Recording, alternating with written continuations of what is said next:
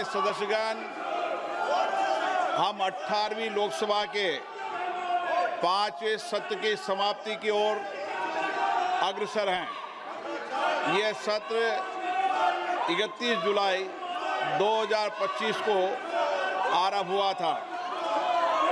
इस सत्र में 14 सरकारी विधेयक पुनर्स्थापित किए गए तथा कुल 12 विधेयक पारित किए गए।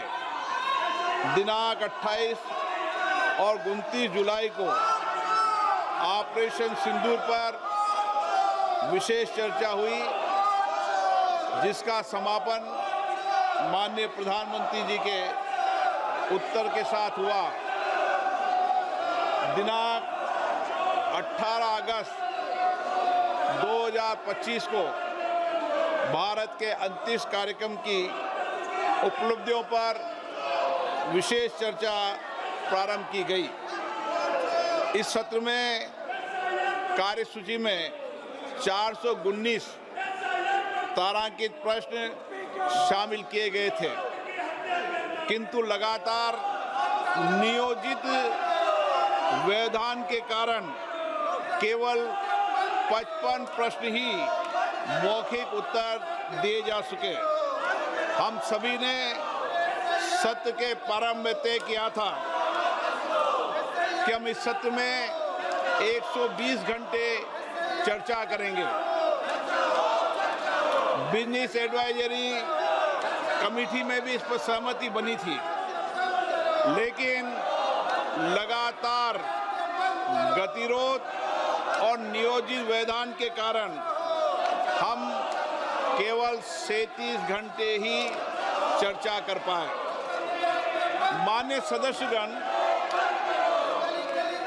हम सब जनप्रतिनिधि के रूप में हमारे आचरण, हमारी कार्यप्रणाली को पूरा देश देखता है। जनता हमें बहुत उम्मीदों के साथ चुनकर यहाँ पर भेजती है, ताकि हम उनकी समस्याएं और व्यापक जनहित के मुद्दों पर, महत्वपूर्ण विधेयकों पर व्यापक चर्चा कर सकें, मर्यादित चर्चा कर सकें। लेकिन पिछले कुछ दिनों से मैं देख रहा हूं कि सदन में सार्थक मर्यादा परंपराओं के अनुरूप चर्चा नहीं हो रही। माननीय सदस्यगण, जिस तरीके से सदन के अंदर, सदन के परिसर में जिस तरीके की नारेबाजी हो रही है, जिस तरीके से तख्तियां लेकर माननीय सदस्य आ रहे हैं, नियोजित गतिरोध किया जा रहा है, यह हमारी संसद की परंपराएं नहीं रही है। और विशेष रूप से इस सत्र में जिस भाषा का आचरण किया गया, जिस तरीके की नारेबाजी की गई, ये सदन की मर्यादाओं के अनुरूप नहीं है।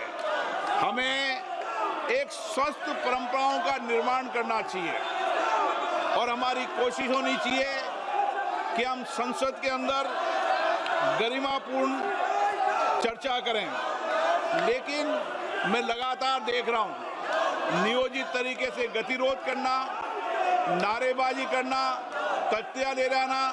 मैं आपसे आग्रह करना चाहता हूं कि ये देश का सबसे बड़ी लोकतांत्रिक संस्था है, हमें इससे बचने का प्रयास करना चाहिए। और संसद के अंदर भी और संसद के परिसर में भी हमारी भाषा संयमित और मर्यादित होना चाहिए।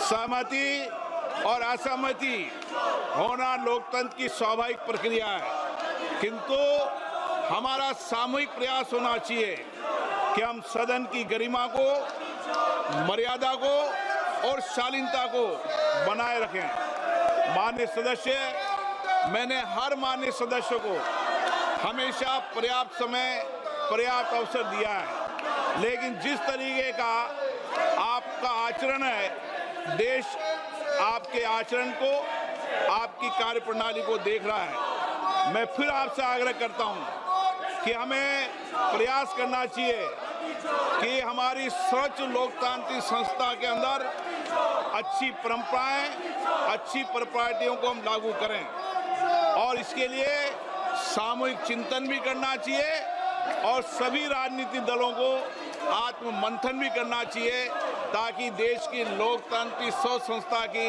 हम मर्यादा को बना रखें और यहाँ अपने आचरण व्यवहार से एक आदर्श स्थापित कर सकें। माननीय सदस्यगण, अंत में मैं सत्र की कार्रवाई में सहयोग हेतु माननीय प्रधानमंत्री जी का, सभापति तालिका के मेरे सहयोगी साथियों का, केंद्रीय मंत्रिमंडल में माननीय सहयोगियों का, नेता प्रतिपक्ष, सभी दलों के माननीय सदस्यों का, मीडिया के प्रतिनिधियों का, लोकसभा सचिवालयों का, संबद्ध एजेंसियों का हार्दिक धन्यवाद व्यक्त करता हूं।